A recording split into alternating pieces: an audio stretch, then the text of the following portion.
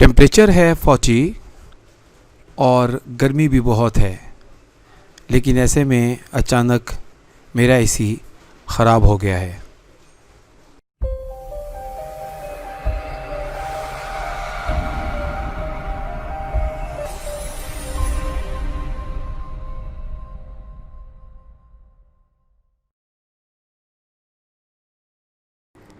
Welcome to Vision World YouTube channel.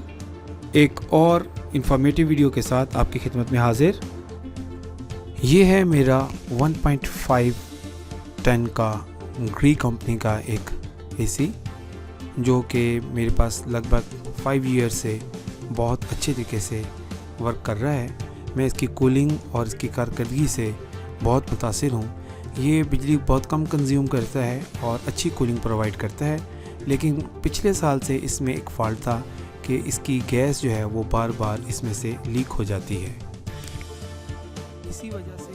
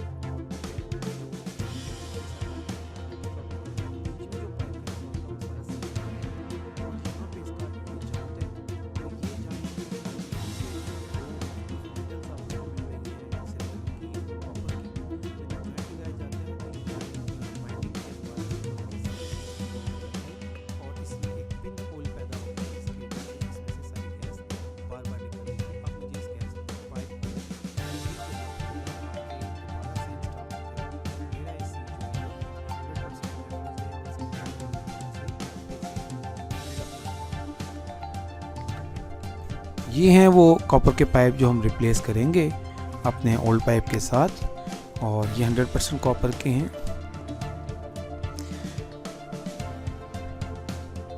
और ये है हमारी टीम, जिसमें है तलहा और मनान। ये हमारी हेल्प करेंगे इंस्टॉलेशन में। और इंस्टॉलेशन से पहले जब मैंने इनसे पूछा कि इन पाइप्स का क्या रोल होता है, क्या इनकी डेफिनेशन होती है, तो उन्होंने मुझे बताया कि इनमें से ये वाला जो पाइप है ये डिस्चार्ज लाइन के लिए यूज़ होता है। मतलब यहाँ से डिलीवरी आती है गैस की यूनिट से इनके, और ये जो मोटा पाइप होता है इसमें से गैस रिटर्न होकर वापस कंप्रेसर में जाती है। चूँकि वो गैस पोजीशन में होती है, फैल जाती है, एक्सपेंड हो जाती है, इसलिए बड़े पाइप की ज़रूरत पेश आती है। तो अब हम आगाज़ कर रहे हैं अपनी इंस्टॉलेशन का। सबसे पहले आउटडोर यूनिट को इसकी ब्रैकेट्स के ऊपर लगाने के लिए हमने उठाया और इसको अपने घर के बाहर, जहाँ पे पहले से ब्रैकेट बनी हुई थी, जहाँ पे पहले भी ये इंस्टॉल था, वहाँ पे इसको इंस्टॉल किया गया। वहाँ पे रखने के बाद इसके नट बोल्ट वगैरह कस दिए गए। और नट बोल्ट कसने के बाद जो अगला अमल है वो ये है कि अब हम जो नया पाइप है इसके ऊपर फ्लेयर बनाएंगे। सबसे पहले पाइप के ऊपर से जो कैप लगी हुई थी उसको उतारा गया और पाइप के कुछ हिस्से को, इब्तदाई हिस्से को काट दिया जाएगा, ताकि हमारे पास एक क्लीन एज हासिल हो जाए। ये देखें, एक पाइप कटर है, इसको साथ साथ टाइट भी किया जा रहा है और पाइप के ऊपर घुमाया जा रहा है। ये पाइप को बहुत अच्छे तरीके से, फाइन तरीके से काट देता है और इसके ऊपर ज़्यादा ज़ोर भी नहीं लगाना पड़ता, क्योंकि ये पाइप बहुत लचकदार होते हैं, बहुत फ्लेक्सिबल होते हैं, इसलिए इम्कान होता है कि ये इनका इनर डाया जो है वो कहीं ख़राब ना हो जाए। ये देखें, अब ये डाई है, इस डाई में इस पाइप को फिक्स किया गया और फिक्स करने के बाद इसको क्लम्प कर दिया गया ताकि ये पाइप का डाया ख़राब ना हो। ये वो कैप्स हैं जो पाइप के अंदर लगाई जाएंगी ये चूड़ीदार होती हैं और ये नट के साथ कस दी जाती हैं ताकि गैस को लॉक किया जा सके। अब इसको डाई में पाइप को लगाने के बाद लॉक किया जाएगा। ये पाइप को लॉक कर दिया गया और इसके ऊपर अब डाई चढ़ाई जाएगी। ये डाई लगाने का मकसद ये होता है कि ये चूँकि कॉपर का पाइप है और कॉपर एक फ्लेक्सिबल मेटल है, तो इसके ऊपर जब स्ट्रेस किया जाता है तो ये मोल्ड हो जाती है। इसको मोल्ड करने के बाद इसके ऊपर एक फ्लेयर बनाई जाएगी जो कि कॉर्नर का काम करेगी। एक तो ये इस हिफाजती कैप को बाहर नहीं आने देगी, दूसरा गैस को ब्लॉक करने में, एक रोकने में अहम रोल अदा करती है ये फ्लेयर, और बिल्कुल किसी किस्म की लीकेज का कोई इम्कान नहीं रहता। ये देखें, ये इसकी एक बड़ी खूबसूरत फ्लेयर बन गई। इसको हमने डाई से निकाला इस पाइप को, और जब हम बाहर निकालेंगे तो हमें नज़र आएगा कि इसके ऊपर एक अच्छी फ्लेयर बन चुकी है। ये देखिए, ये हमारा वो पाइप है जो हमारे गैस को यूनिट्स में वापस लेके जाता है। और ये अब डिस्चार्ज लाइन वाला पाइप को भी इसी तरह से डाई में कसेंगे। इसका साइज़ चूँकि मुख्तलिफ है इसलिए इसको ज़्यादा टाइट करना पड़ेगा। छोटा होल है और इसको भी लॉक किया गया, और लॉक करने के बाद अब इसके ऊपर भी जो फ्लेयर बनाने वाली डाई है उसको लगाया गया, और लगाने के बाद थोड़ा सा इसको स्ट्रेस किया जाएगा। इसकी फ्लेक्सिबिलिटी को दबाते हुए इसके कॉर्नर्स बनाए जाएंगे, फ्लेयर बनाई जाएगी, और ये फ्लेयर जल्दी बन जाती है। डिस्चार्ज लाइन चूँकि छोटी होती है इसलिए इसकी फ्लेयर बनाने में ज़्यादा टाइम नहीं लगता। ये देखिए, अब ये दोनों पाइप तैयार हो गए हैं। इनकी आउटडोर साइड में जो कनेक्शन लगना है उसके लिए इनकी फ्लेयर्स बन चुकी हैं और इनके ऊपर नट चढ़ चुके हैं। अब मरला आया, हमने इसकी पैमाइश करनी है। मुझे तकरीबन अराउंड अबाउट 10 फीट पाइप जो है वो रिक्वायर्ड है इंडोर और आउटडोर यूनिट के बिल्कुल बीच में।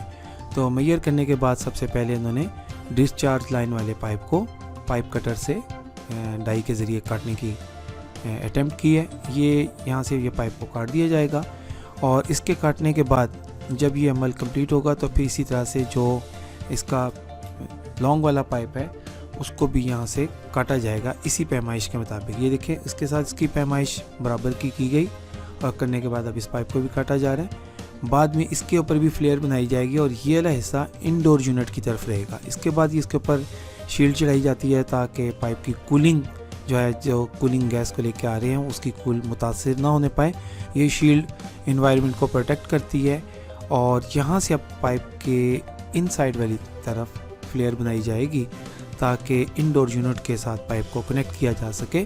बिल्कुल वही प्रोसेस, पहले हमने पाइप को डाई में कसा और उसके बाद हम इसको जब प्रोटेक्शन दे दी कि अब पाइप का इंटरनल जो है डाया वो कहीं मुतासिर ना हो, उसके ऊपर डाई को चढ़ाया और थोड़ा सा स्ट्रेस किया, और स्ट्रेस करने पर इसके ऊपर थोड़ी सी ज़्यादा ज़ोर लगाना पड़ता है। तो ये स्ट्रेस करने पर ये इसकी फ्लेयर बन गई। अब इस डाई को उतारा जाएगा इसके ऊपर से, ये वापस रिटर्न किया जा रहा है, और रिटर्न करने पर ये देखें इसकी फ्लेयर बन गई है। और जो ही इसकी ये फ्लेयर कंप्लीट हुई, अब हम इस डाई को इसके ऊपर से उतारेंगे, और अब डिस्चार्ज लाइन के ऊपर भी इसी तरह से फ्लेयर बना ली। ये शील्ड है, शील्ड के अंदर से इस नट को निकाल के इसके ऊपर चढ़ा के देखा जा रहा है कि क्या पाइप बिल्कुल सीधा फ्लेयर के हिसाब से बन गया। और अब ये डिस्चार्ज लाइन के ऊपर भी फ्लेयर बन गई, और इसके ऊपर भी कैप को मूव करा के देख लिया गया। अब ये पाइप तैयार हैं इंडोर यूनिट में लगने के लिए।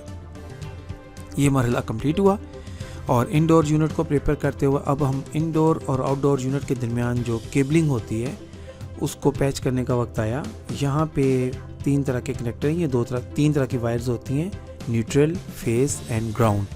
तो तीनों वायर्स को अपने अपने प्रॉपर अपनी कोडिंग में अपने अपने ही टर्मिनल पे लगाया जाएगा। यहाँ पे एहतियात करनी पड़ती है, अगर वायर्स गलत टर्मिनल पे लग जाएं तो इससे यूनिट को भी नुकसान हो सकता है, और सम टाइम यूनिट जो है वो आपका ऑन भी नहीं होता। बड़ी एहतियात के साथ इन टर्मिनल्स को यहाँ कसा जाएगा और फुल टाइट किया जाएगा ताकि किसी किस्म का कोई स्पार्क पैदा ना होने पाए। ये एहतियात से चेक करने के बाद इसकी वायर को प्रॉपर इसकी कैबिनेट में बिठाया गया, और ये तसल्ली की गई कि इसका जो सेंसर यूनिट है वो अपनी जगह पे है, और इसकी ये प्रोटेक्शन कैप इसके ऊपर लगा के इसको स्क्रू से टाइट कर दिया जाएगा। यहाँ से इसके सेंसर को चेक कर लिया गया कि अपनी प्रॉपर जगह पे है, और इसकी कैप जो है इसके ऊपर इसको स्क्रू करके इस यूनिट को अब तैयार कर लिया गया है। ये यूनिट अब रेडी है दीवार पे माउंट होने के लिए, और ताकि इसको वर्किंग में लाया जा सके। इस अमल को कंप्लीट करने के बाद इस यूनिट को माउंट करने के लिए ब्रैकेट के ऊपर रखा गया और इसको मुकम्मल तौर पर अभी ब्रैकेट पे नहीं बिठाया जाएगा। ये देखें, इसके ऊपर वाले जो 2 कनेक्टर हैं उनके अंदर इस एसी को इंडोर यूनिट को कनेक्ट कराया जा रहा है और इसको बिल्कुल दीवार के साथ अभी बिठाया नहीं जाएगा। अभी इसको यहीं पे छोड़ दिया गया क्योंकि इसके भी कनेक्शन करना बाकी हैं, पाइप के और इलेक्ट्रिक। ये दोनों पाइप्स अब इस इंडोर यूनिट के साथ यहाँ से कनेक्ट किए जाएंगे और ये इंडोर यूनिट के ऊपर इन्होंने एक सर्विस करने से पहले एक कैप चढ़ाई थी ताकि इसमें किसी किस्म का गर्दो गुबार, पानी या हवा ना जा सके, इसको प्रोटेक्शन दी थी। और अब ये बाहर से आने वाले कॉपर के पाइप को इंडोर यूनिट के साथ इस जगह से जोड़ा जा रहा है और उसके ऊपर ये नट को चढ़ाया जा रहा है एहतियात के साथ, जहाँ तक ये हाथ के साथ आराम से चल सका वहाँ पे इसको हाथ के साथ ही फोर्स किया जाएगा और जब इसकी चूड़ियाँ कंप्लीट हो जाएंगी फिर इसको स्क्रू रेंज के साथ टाइट किया जाएगा। ये जो पाइप था जो गैस में से वापस गैस को लेके जाता है कंप्रेसर में, उसको टाइट कर लिया गया और ये डिस्चार्ज लाइन जो कूलिंग को लेकर एसी के अंदर आती है, अब इसको भी यहाँ पे रख के इसके नट को बिल्कुल सीधा किया जा रहा है और नट को सीधा करने के बाद इसकी चूड़ी को बड़ी एहतियात के साथ, ये देखें अभी उनको थोड़ा सा डाउट था तो इसलिए इस पाइप को पीछे करने के बाद उन्होंने इसको दोबारा से सेट किया और अब ये स्क्रू रेंज के साथ इनके अंदर जो गुंजाइश रह गई थी नट्स के अंदर, इनको कसा जा रहा है। और ये काम अभी यहाँ ख़त्म नहीं हुआ, अभी डबल स्क्रू रेंज के साथ इनको मज़ीद टाइट किया जाएगा। ये टाइट करने का जो अमल था ये यहाँ पे तकरीबन अब कंप्लीट हो गया। अब तसल्ली की खातिर उन्होंने इसको चेक कर लिया कि इसमें कोई प्ले तो नहीं रही, लेकिन अब ये इंटरनल नट और एक्सटर्नल नट के दरमियान 2 स्क्रू रेंज डाले गए हैं और पूरी फोर्स लगाई जा रही है यहाँ पर ताकि इन दोनों नट्स के दरमियान किसी किस्म की कोई गैप ना रहे, प्ले ना रहे, ताकि गैस लीक होने का बिल्कुल 0% चांस रह जाए। ये देखें, इस यहाँ पे इंस्टॉल करने वाले को काफ़ी स्ट्रेस करना पड़ता है, बहुत ज़ोर लगाना पड़ता है और उन्हें पूरा ज़ोर लगाने के बाद ये तसल्ली कर ली है कि इंडोर के अंदर जो पाइप लगे थे इनके अंदर किसी किस्म का कोई लीकेज का चांस मौजूद नहीं। ये देखें, तो उन्हें अपने पूरी तौर से इसको चेक कर लिया। अब इसी तरह से डिस्चार्ज लाइन को भी ये चेक कर लेंगे, इसको भी 2 स्क्रू रेंज के साथ वही प्रोसेस रिपीट किया और इसको तकरीबन अब उन्होंने टाइट कर लिया। और यहाँ पे ये शील्ड को अभी मुकम्मल तौर पे नहीं चढ़ाया जा रहा क्योंकि यहाँ पे अभी हमने इसकी गैस फिल करने के बाद लीकेज को चेक करना है कि यहाँ पे किसी किस्म की लीकेज तो नहीं, लिहाजा इस जगह पे थोड़ा सा शील्ड को भी काट के ढीला छोड़ा गया, इसको फाइनलाइज नहीं किया गया। तो यहाँ पे इंडोर यूनिट का काम जो था ये हो गया अब कंप्लीट और हम इसको कंप्लीट करने के बाद अब इस पाइप को अपने होल्डर में प्रॉपर तरीके से बिठाएंगे और यहाँ पे अब काम शुरू होता है ड्रेन पाइप का। जो इंडोर यूनिट के अंदर मॉइस्चर पैदा होती है रूम टेम्परेचर की वजह से, उसके आगे लगाया जाता है ड्रेन पाइप। ये लगाया जा रहा है अब यहाँ पर।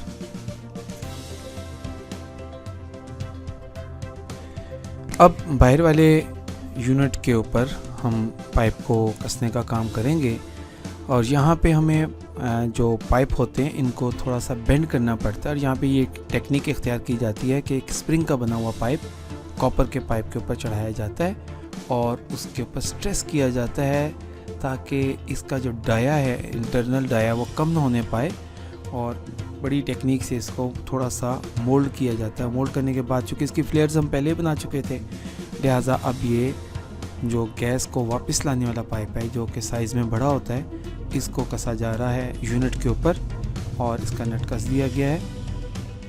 इसके कसने के बाद हम जो डिस्चार्ज लाइन है उसके पाइप को भी इसी तरह से कस देंगे। अब ये देखें, इसके कसने का अमल भी कंप्लीट हो रहा है। हाथ के साथ नटों को जो हिफाजती कैप्स हैं उनको जो कसा जा रहा है।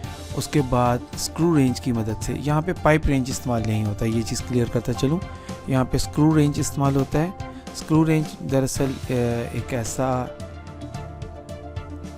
ग्रिप होता है जो कि इस नरम मेटल के ऊपर, यानी कि फ्लेक्सिबल मेटल के ऊपर अपना निशान नहीं छोड़ता। अगर यहाँ पे हम पाइप रेंज यूज़ करेंगे तो उसमें ग्रूव होते हैं तो वो उसको नुकसान पहुँचा सकते हैं। यहाँ पे हम इंडोर से आने वाली केबल को यहाँ पे अच्छे तरीके से कनेक्ट करेंगे कलर कोड का ख्याल करते हुए और इसको वाटरप्रूफ भी किया जाएगा, क्योंकि ये यूनिट जो है आउटडोर में है और इसको आउटडोर की जो वेदर चेंजेस होती हैं उससे बचाने के लिए अच्छे तरीके से प्रोटेक्ट किया जाएगा।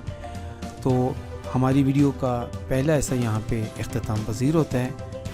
बाकी की इंस्टॉलेशन किस तरह से कंप्लीट होती है, किस तरह से गैस इसमें चार्ज की जाएगी और इसकी जो टेस्टिंग के मराहिल हैं वो हम वीडियो के दूसरे हिस्से में आपके साथ डिस्कस करेंगे। तो मिलते हैं हम अगली वीडियो में।